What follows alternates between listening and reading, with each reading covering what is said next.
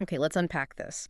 Imagine a soccer match so intense, so utterly riddled with drama, tactical twists, and emotional highs and lows that, it redefines what a quarterfinal can even be. Hmm. We're talking about a game that unfolded with heart-stopping saves, the agony of a potentially career-altering injury, the controversy of multiple red cards, Yeah. and then, against all odds, truly last-minute heroics. It was just a roller coaster ride from whistle to whistle, wasn't it? A fixture destined for the history books. It really was. And what's truly fascinating here is how a single 90-minute period of play could encapsulate such an incredible spectrum of human and sporting endeavor. Right? We saw tactical brilliance, yes, but also heartbreaking vulnerability, moments of individual genius, Yeah. and, profound collective emotion from both sets of players and fans. Definitely. We're taking a deep dive into the recent FIFA Club World Cup quarterfinal between Paris Saint-Germain, PSG as most know them, and European giants Bayern Munich. This was, a clash of titans that delivered far beyond any pre-match expectations, I think. It left an indelible mark. Absolutely. Our mission today is to go far beyond the mere headlines, far beyond just the final scoreline you might have seen flashing across your screen. Mm-hmm. We've gathered a substantial stack of sources for this dive. Articles dissecting every twist and turn of this epic encounter, detailed statistical breakdowns that reveal hidden strategic battles, Yeah, the data is really interesting on this one. and the raw, unfiltered post-match reactions from everyone involved. Our goal is basically to extract the most important nuggets of knowledge and insight, giving you the ultimate shortcut to truly understanding not just what happened, but why it happened. Exactly. You know, the specific moments that pivoted the match, what it means for both clubs moving forward, and the ripple effects it's already having on the global soccer stage. And that's precisely what we aim to do. Yeah. This deep dive will systematically peel back the layers of strategy that both coaches employed, highlight the unexpected turns that kept everyone on the edge of their seats, Definitely kept me on edge. and explore the broader implications for the future trajectories of both PSG and Bayern.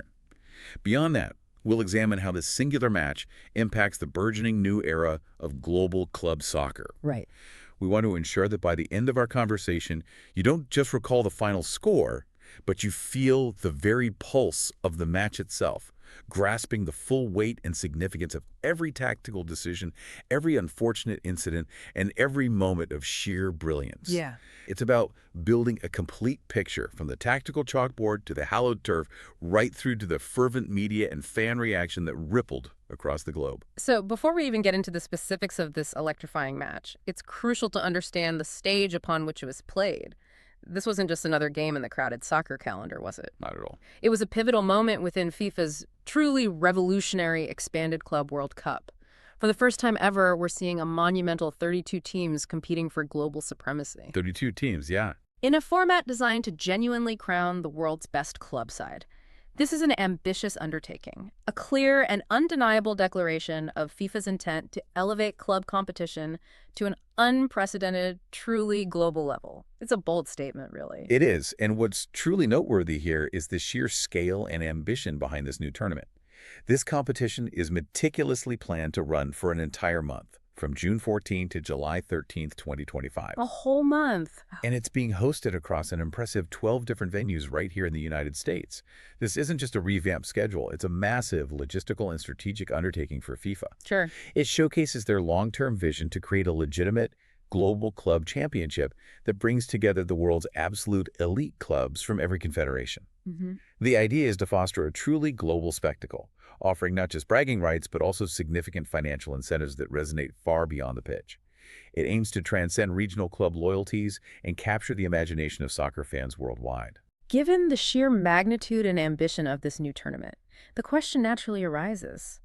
How did these two European powerhouses, PSG and Bayern Munich, even manage to get here? Right. What was their unique journey like, navigating their respective qualification paths and early tournament rounds to reach this high-stakes quarterfinal showdown? Well, both clubs arrived in Atlanta via distinct yet equally impressive paths. PSG, for instance, qualified as the reigning UEFA Champions League winners. Okay, that's straightforward enough. They earned that coveted spot after their truly historic 5-0 victory over Inter Milan back in May 2025. That monumental win didn't just secure their Champions League title. No, it was more than that. It also completed their first ever continental treble under the tactical genius of Luis Enrique, An achievement that, very few clubs in history can boast. Incredible season for them. Absolutely. That level of dominance in their domestic league, cup in Europe, instilled a formidable self-belief and tactical cohesion that would prove absolutely vital later in this very tournament. In the Club World Cup itself, they navigated Group B, topping it despite a surprising 1-0 loss to Botafogo from Brazil. Right. That was unexpected. That result served as a stark reminder that even at this elite level, upsets are always a possibility and no match can be taken lightly. Sure. Following that, in the knockout rounds, they showcased their formidable attacking prowess by demolishing Inter Miami with a commanding 4-0 win, which really set the tone for their dominance in the competition. A continental treble is an extraordinary feat, one that truly cements a club's place in soccer history even before they arrive at a tournament like this. It speaks volumes about their consistency and quality. It does. So how did Bayern, who didn't win the Champions League in the immediate lead-up to this tournament, secure their spot? What was their route? Bayern Munich earned their place through UEFA's coefficient ranking system. Ah, the coefficient. Right. For those less familiar, this system aggregates a club's performance in European competitions over a multi-year period, specifically for this tournament, their results between 2021 and 2024. So it rewards consistency over time. Exactly. It rewards consistent excellence, even if a club doesn't win the Champions League every single year. Bayern entered this tournament as the third-ranked European team, based on that impressive track record. Still a powerhouse presence, then. Absolutely. In the group stage of this Club World Cup, they finished second in Group C after some unexpected defeats to Benfica. Another little surprise there. Another one of those results that underscored the incredibly competitive nature of this new format. They then showcased their experience and firepower by overcoming Flamengo 4-2 in a tightly contested knockout round match. Okay. Which secured their eagerly anticipated spot in the quarterfinal against PSG. So while PSG came in as the recent European champions, Bayern arrived as a consistently dominant force, deeply familiar with the pressures of elite competition. And this clash wasn't just another knockout game. It was the 15th meeting between these two European giants. Yeah, there's real history there. This specific rivalry has given us some absolutely unforgettable moments over the years, adding so much more weight and historical significance to this particular fixture. It wasn't just about advancing, it was about pride and history. You're absolutely right. When these two teams meet, it's rarely anything less than special. Their head-to-head record coming into this match saw Bayern holding a distinct 8-6 advantage in victories. So Bayern had the edge historically. They did. Their history is littered with truly dramatic knockout ties, and of course, many fans will vividly recall Bayern famously securing a narrow 1-0 win against PSG in the 2020 Champions League final. Oh yeah, that final. Still remember it. A moment that certainly still stings for Parisian supporters. Yeah. In fact, leading up to this quarterfinal, Bayern had enjoyed a 4-match winning streak against PSG across various competitions. 4 in a row, wow. Yeah. This particular statistic made the result of this game even more significant for both sides. For PSG, this quarterfinal offered more than just a path for the semifinals. It was a measure of revenge, a golden opportunity to break that frustrating streak, and perhaps finally turn the tide in what has evolved into one of the most intense and captivating rivalries on the biggest stages in European and now global soccer. Imagine being one of the nearly 67,000 spectators packed into Atlanta's magnificent Mercedes-Benz Stadium on July 5, 2025. The air must have been absolutely electric. Oh, undoubtedly. A palpable cauldron of anticipation for what promised to be a titanic struggle between two of the world's elite clubs. What was the exact setup like when the whistle finally blew, kicking off this momentous quarterfinal? It was an incredible atmosphere, truly. The quarterfinal clash officially kicked off at 16:00 UTC, which for our listeners in the UTC +8 time zone meant it was the stroke of midnight on July 6. Late night for some fans, then. Definitely. The experienced English referee, Anthony Taylor, known for his firm but fair approach, was overseeing a match that, as we'll soon dig into, was undeniably destined for significant controversy. Yeah, Taylor in the middle always keeps things interesting. Both teams came out of the tunnel with incredibly aggressive, high-pressing systems, clearly intending to dominate the midfield and suffocate their opponents from the very first minute. No feeling each other out, then. Straight into it. Pretty much. Luis Enrique's PSG, as expected, deployed their favored 4-3-3 formation, a system that emphasizes fluid attacking play, quick transitions, and robust midfield control through triangular passing. The classic Enrique setup. Exactly. Bayern, under their relatively new coach, Vincent Kompany, opted for a 4-2-3-1 setup. This formation typically allows for a strong defensive shape when out of possession, while providing crucial creative outlets in attack, particularly through the central attacking midfielder, the number 10. Let's delve into those starting lineups. Who were the key figures, the tactical linchpins, stepping onto that pitch for this monumental encounter? And what did their inclusions suggest about their team's approach? Okay, so for PSG, Gianluigi Donnarumma, their towering Italian international, was between the posts. No surprise there. Rock solid. The defensive line was a formidable unit comprising Achraf Hakimi, the ever-reliable Marquinhos, the promising Willian Pacho, and the dynamic Nuno Mendes. It's a strong backline. The midfield engine room was orchestrated by the Portuguese trio of Joao Neves, Vitinha, and Fabian Ruiz, a combination designed to control tempo and supply the attacking trident. Lots of technical quality in there. Definitely. Up front, Luis Enrique unleashed a vibrant and unpredictable attack with Desire Doue, Bradley Barcola, and the Georgian sensation Kushak Varsakia. Kvaratskhelia, yeah, exciting player. Looking at this setup, PSG clearly aimed for quick, incisive attacks, using the pace and trickery of their wingers to exploit spaces created by their compact midfield. Makes sense. And Bayern. Bayern, on the other hand, countered with their legendary captain Manuel Neuer in goal, still going strong. An icon. The defensive line featured Konrad Laimer, Deo Upamecano, Jonathan Tah, and Josip Stanisic. In midfield, the formidable duo of Joshua Kimmich and Alexander Pavlovich anchored the pivot. Kimmich and Pavlovich, that's a strong pairing. Providing a solid defensive screen while also initiating attacks.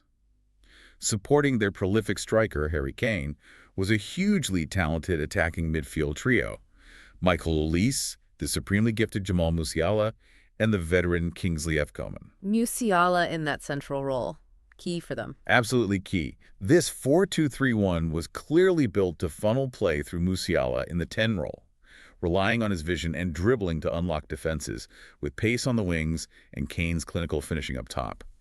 It was a true constellation of stars from both sides, promising a game of immense quality. The first half truly lived up to the billing. Both teams were creating dangerous opportunities. It was a genuine battle of wills, a tactical chess match unfolding right from the whistle. It really was. You could almost feel the tension, the tactical adjustments happening in real time as coaches barked instructions from the sidelines. That's absolutely right. While both teams were pushing for an early advantage, Bayern actually exerted significant control over possession for extended periods, even reaching a commanding 57% by the 70th minute. 57%, yeah, they like to keep the ball. Clearly showing their intent to dominate the game's rhythm.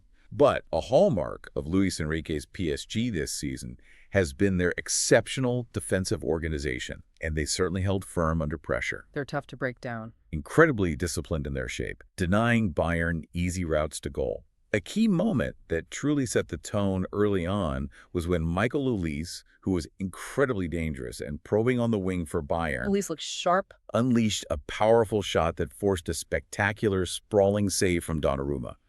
That crucial stop was instrumental in keeping PSG level and preventing Bayern from gaining an early lead that could have completely shifted the momentum. Huge save early on. Set the tone for Donnarumma's game, maybe. It really did. It was a sign of the individual brilliance that would be needed on both sides. Then, as the first half was winding down and everyone was anticipating the break, the game took a sudden, dark turn. There was a moment of collision that sent shockwaves through the stadium and beyond, forever altering the complexion of this epic contest. Indeed. It was a truly heartbreaking moment, one that quieted the entire stadium. Jamal Musiala, Bayern's incredibly talented young German international, suffered what immediately appeared to be a horrific ankle injury. Oh, it looked bad instantly. It did. This occurred following a robust collision with PSG's goalkeeper, Donnarumma, as both players aggressively pursued a loose ball inside the penalty area. The incident itself was immediately concerning. The silence that fell over the crowd was chilling. Yeah, you never want to see that. Musiala was stretchered off the field, clearly in immense pain, and you could see the visible distress and worry on the faces of players from both teams, recognizing the severity of what had just happened. It was a stark reminder of the physical toll this beautiful game can exact. And the diagnosis, when it eventually came, was unfortunately as grim as it looked in that moment on the pitch, wasn't it? Just awful news. Sadly, yes. It was later confirmed that Musiala had suffered a fractured fibula, which is a significant bone in the lower leg. Ouch. Fibula fracture. This severe injury will regrettably require surgery, and has an estimated recovery period of 5–6 months. 5 to 6 months. That's a huge chunk of next season gone. For a player of Musiala's caliber, who is at the very peak of his creative powers and a vital link between Bayern's midfield and attack, this is an absolutely devastating blow. Crushing for him and for Bayern. It means he'll miss a substantial portion of the upcoming season. The immediate impact on Bayern was profound. They instantly lost their creative fulcrum, the player who often provides that spark of unpredictability and the incisive pass. Changed company's plans completely, I imagine. Instantly. Serge Gnabry replaced him in the second half, a good player in his own right, but the unique talent and influence of Musiala were instantly and undeniably missed. His absence forced company to immediately rethink his tactical approach for the rest of the game. The second half began with an almost palpable surge in intensity. Bayern, now playing without their creative engine, Musiala, pushed even harder for a breakthrough. Yeah, you could feel it. You could feel their determination to score, especially after such a difficult and emotionally charged end to the first half. They seemed galvanized by the incident, albeit in a somber way. They certainly did. Bayern intensified their attacks, pushing higher up the pitch, probing every inch of PSG's defense. But Luis Enrique's side, despite the relentless pressure and now dealing with the psychological shadow of the Musiala injury, remained incredibly resilient. Their defense really stood tall. PSG's defensive organization, which has been a hallmark of their season, continued to frustrate the Bavarian attack. It's worth remembering that PSG had conceded just one single goal in the entire tournament before this match. Just one goal. That's remarkable. A testament to their exceptional defensive record and their ability to absorb and repel even the most potent attacks, which they continued to demonstrate even under immense pressure from a highly motivated Bayern side. They were disciplined, compact, and extremely difficult to break down. And yet, despite that defensive masterclass, the match remained scoreless, a true tactical deadlock, until the 78th minute when the breakthrough finally came. Took a long time. And when it did, it was a moment of real individual quality combined with opportunistic play. It was. The deadlock was finally broken in a moment that truly turned the tide. Joao Neves, a key figure in PSG's midfield, seized on a rare and uncharacteristic mistake from Harry Kane. Kane losing the ball there, unusual. Very unusual. Neves dispossessed him near the halfway line with impressive anticipation. Neves didn't hesitate.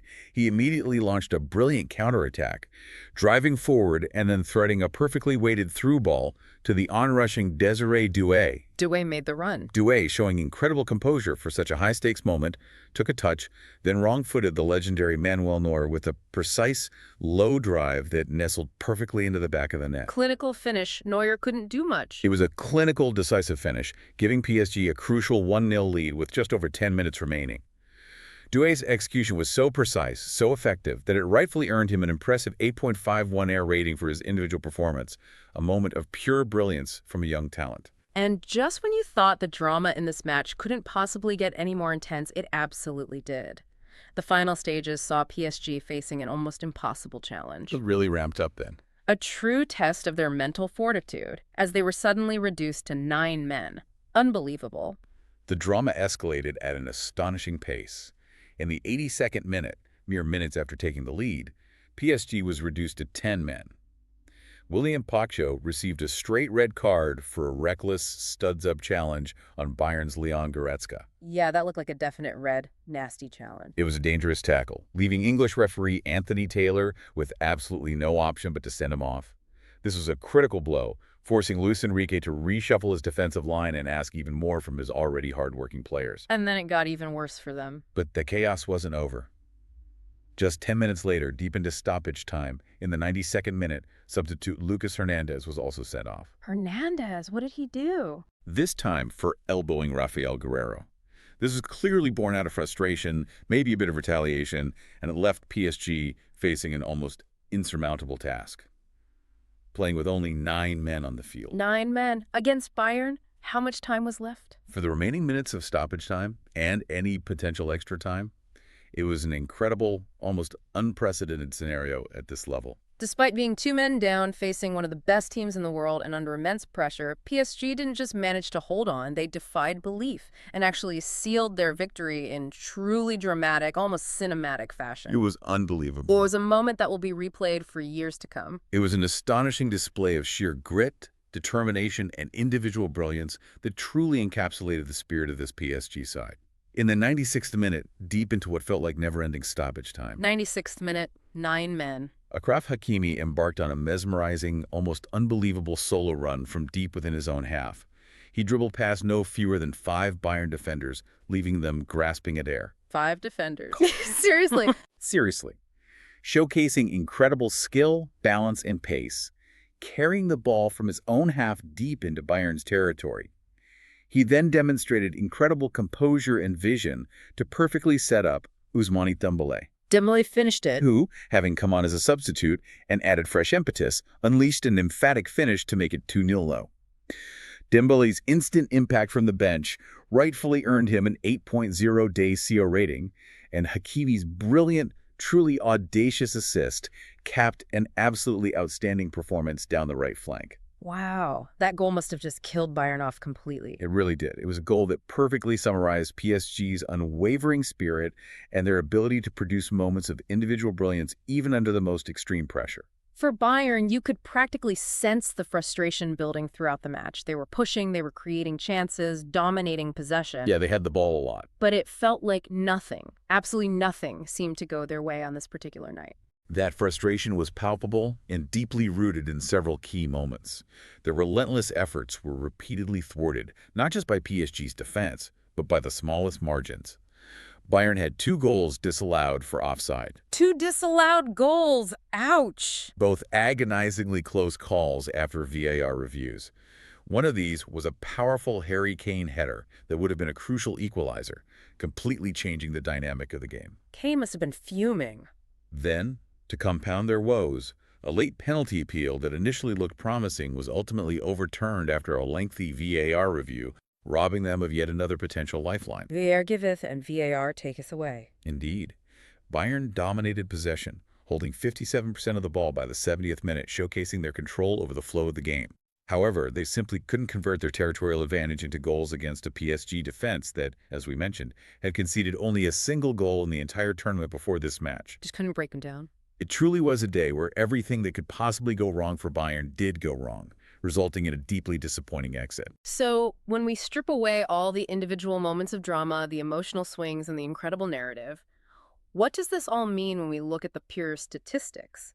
What do the numbers tell us about this intense tactical chess match? Well, the statistics really painted a fascinating picture of 2 incredibly high-intensity teams, both committed to an aggressive, proactive style of play. Both pressing high, then. Both PSG and Bayern Munich employed very similar high-pressing systems, meaning there was minimal time or space on the ball for either side. For those perhaps less familiar with advanced metrics, high-intensity pressures in the final third essentially measures how often a team aggressively attempts to win the ball back, very high up the pitch. Right near the opponent's goal. Exactly. Yeah. Specifically within a few seconds of the opponent receiving it. This isn't just about raw effort. It's a strategic choice designed to disrupt build-up play and create immediate scoring chances by forcing errors. PSG actually entered the match as the tournament leaders in this metric, recording an impressive 366 high-intensity pressures in the final third. Tournament leaders, wow. Bayern wasn't far behind, with a formidable 337 such pressures, indicating their own unwavering commitment to a similar high-energy, suffocating approach. That's an astonishing amount of running and effort, and it genuinely highlights the immense physical demands of a top-tier soccer match like this. Absolutely exhausting to watch, let alone play. Beyond just the pressing, what else did the stats reveal about their defensive and attacking prowess, and how did that translate into the outcome? They revealed an exceptional level of defensive organization from both sides, though PSG's ultimately proved more impenetrable. PSG, despite those late red cards, had maintained the tournament's best defensive record coming into this game. Still the best defense even after this. Well, up until this game, yeah. It speaks volumes about Luis Enrique's tactical discipline and the players' relentless execution. They weren't just defending. They were defending with a clear structure, forcing Bayern into predictable areas. Bayern, on their part, applied the second most aggressive pressing approach across the entire tournament, constantly disrupting opponents.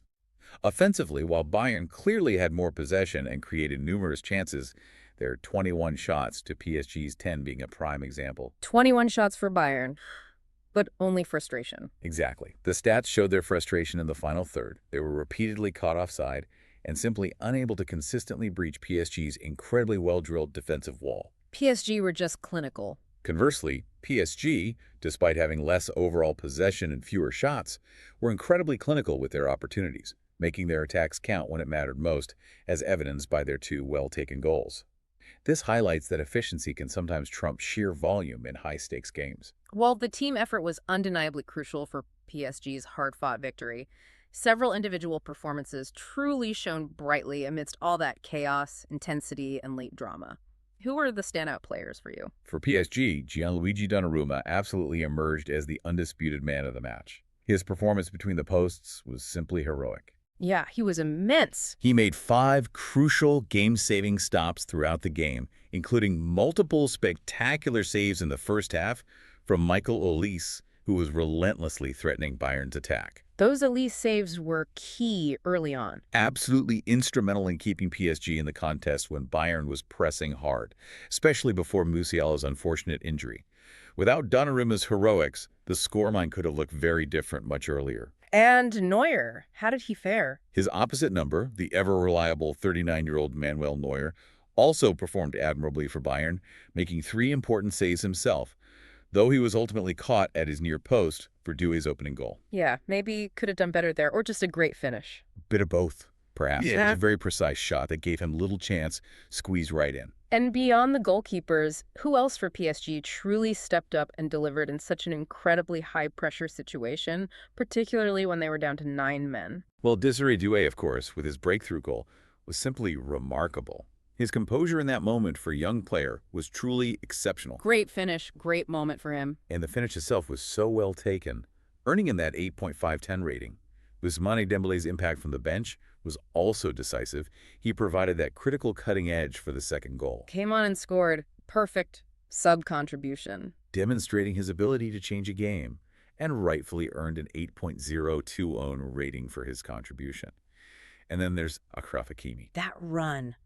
Unbelievable. His brilliant, mesmerizing solo run and subsequent assist for the second goal capped an absolutely outstanding performance down the right flank. He was a constant threat, driving forward with intent, and truly stepped up when PSG needed a moment of individual brilliance to seal the deal. He really took charge. These players didn't just perform well, they delivered game-changing moments under immense pressure. What about for Bayern? Even in defeat, there must have been players who delivered strong individual performances. Players who gave their all despite the agonizing outcome? Certainly. Michael Olise, as I mentioned, was a constant menace for Bayern. He absolutely tormented PSG's left side throughout the match with his pace, dribbling, and incisive passing, Yeah, he looked like their biggest threat for large parts. consistently demonstrating why he's such a highly rated attacking talent in Europe. And in midfield, Alexander Pavlovich delivered a superb box-to-box display, showing remarkable maturity and control in a high-stakes environment. Pavlovich had a good game too. He effectively controlled central areas for Bayern, breaking up play and initiating attacks before his eventual substitution. Despite the loss, the individual quality and effort were undeniably on display from both sides, making it a truly compelling contest to watch.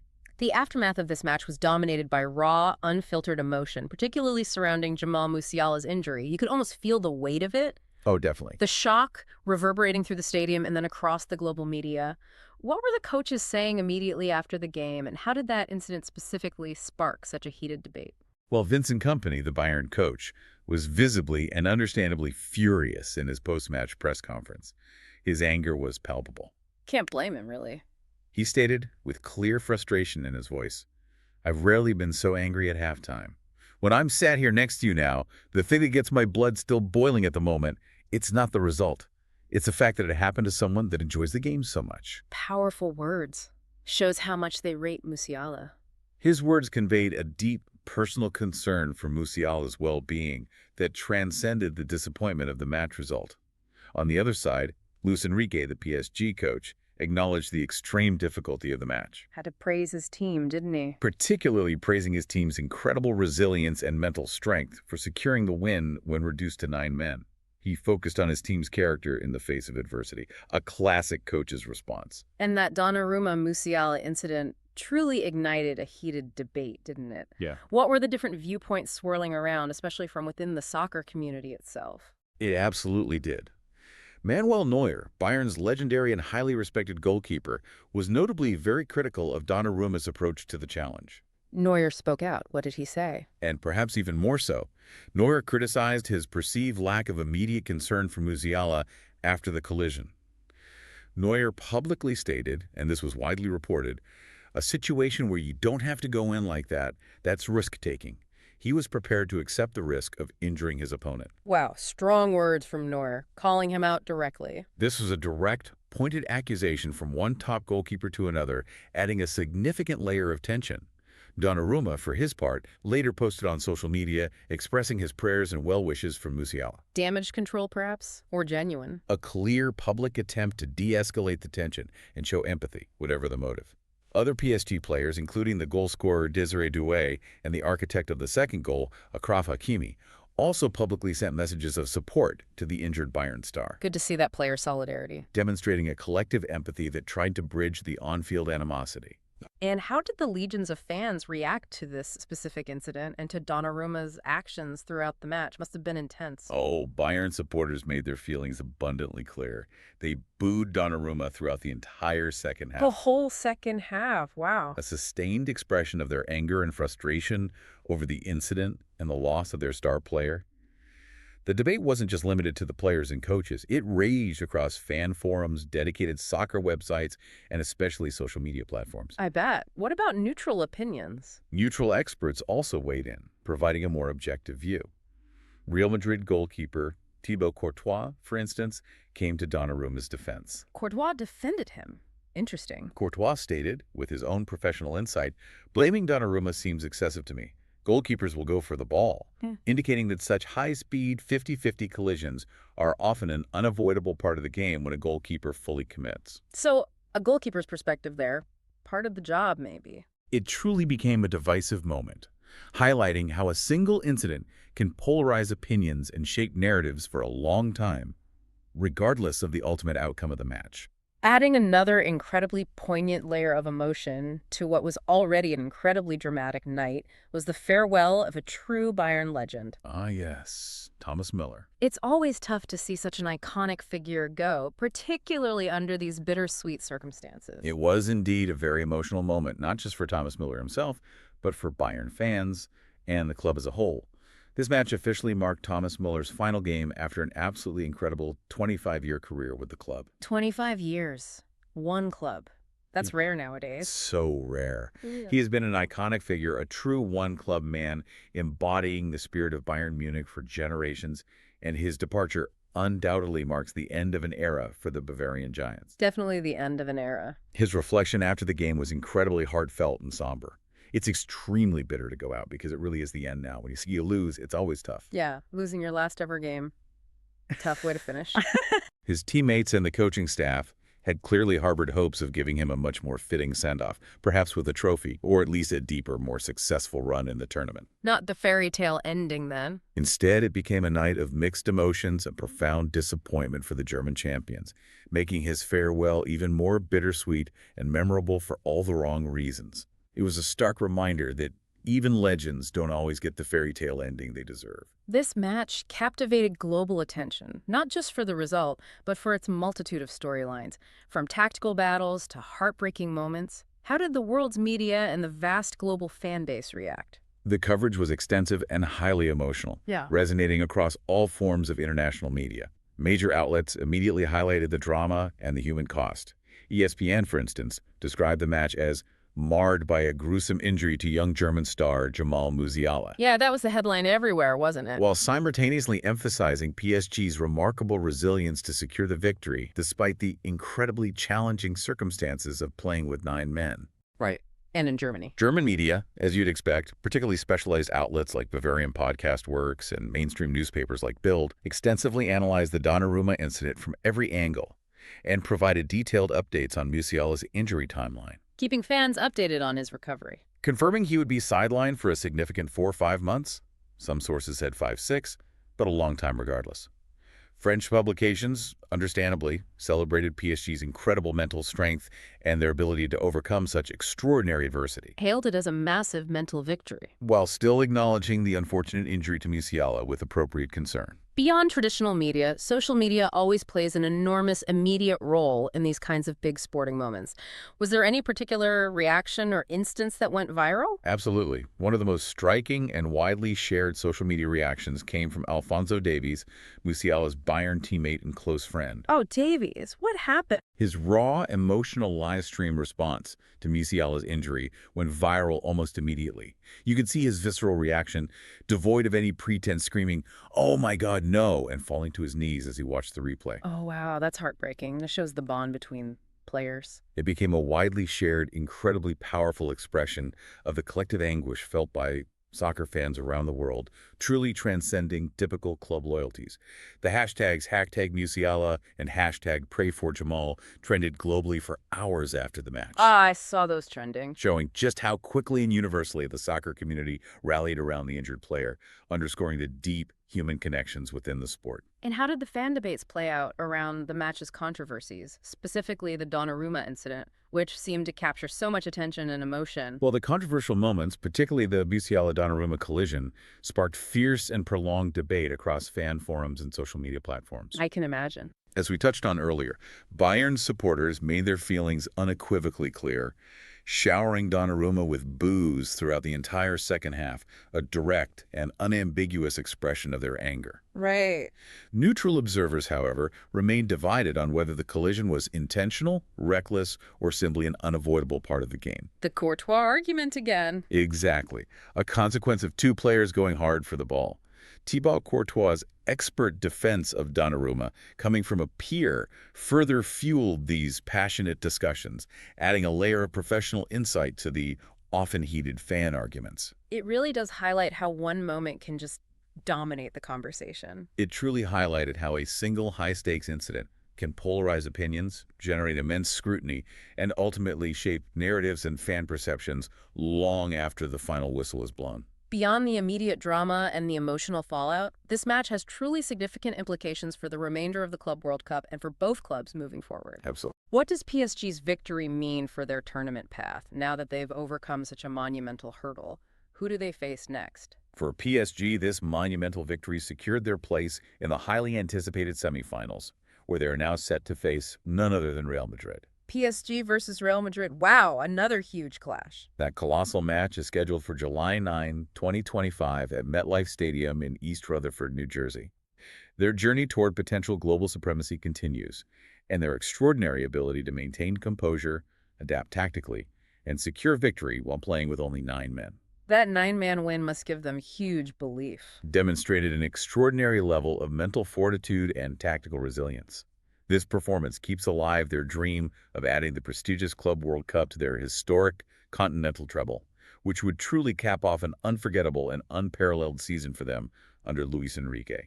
It's a massive statement win. And for Bayern, what are the immediate and perhaps more significantly the long-term consequences of this elimination, especially compounded by Jamal Musiala's devastating injury?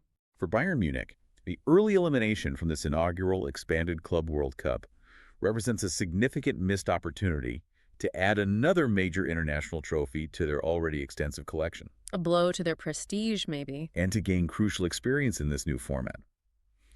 But the loss of Jamal Musiala for an extended period, estimated at 5-6 months, compounds their disappointment immensely. How do they even replace him? That's the big question. This injury raises immediate and pressing questions about their squad depth, particularly in the creative attacking midfield roles. It will undoubtedly force a reevaluation of their future transfer strategy, Might have to dip into the market now. as they will need to find a way to compensate for the prolonged absence of one of their most creative, influential, and arguably irreplaceable players for a significant portion of the upcoming season. They will need to either adapt their system or dip into the transfer market, both of which present significant challenges. And beyond the on-field implications and squad challenges, there are also massive financial stakes attached to this new tournament, aren't there? The prize money is truly staggering. Absolutely. The tournament boasts a staggering total prize pool of $1 billion. $1 billion. To put that into perspective, the winner could potentially earn up to $125 million. $125 million for the winner. That's game-changing money. It's an enormous, transformative sum of money in club soccer. For clubs outside the traditional European elite, that kind of revenue could redefine their entire financial model, allowing for massive investments in infrastructure, youth development, or transfer targets. Sure. For giants like Bayern, while not an existential crisis, missing out on such a substantial sum, especially at a time when they'll need to invest heavily to address Musiala's absence and potentially bolster other areas, represents a tangible competitive disadvantage. Adds financial insult to injury, almost literally. It underscores FIFA's clear intent. This tournament isn't just about prestige. It's designed to reshape the global economic landscape of club soccer.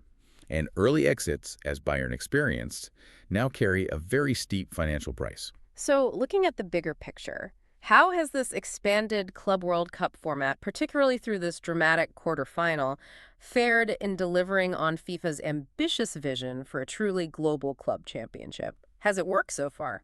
Well, I think this quarterfinal, despite its controversies and heartbreaks, truly embodied everything FIFA hoped the tournament would represent. Yeah, how so? It successfully brought together elite clubs from different confederations in meaningful, high-stakes encounters that were genuinely compelling.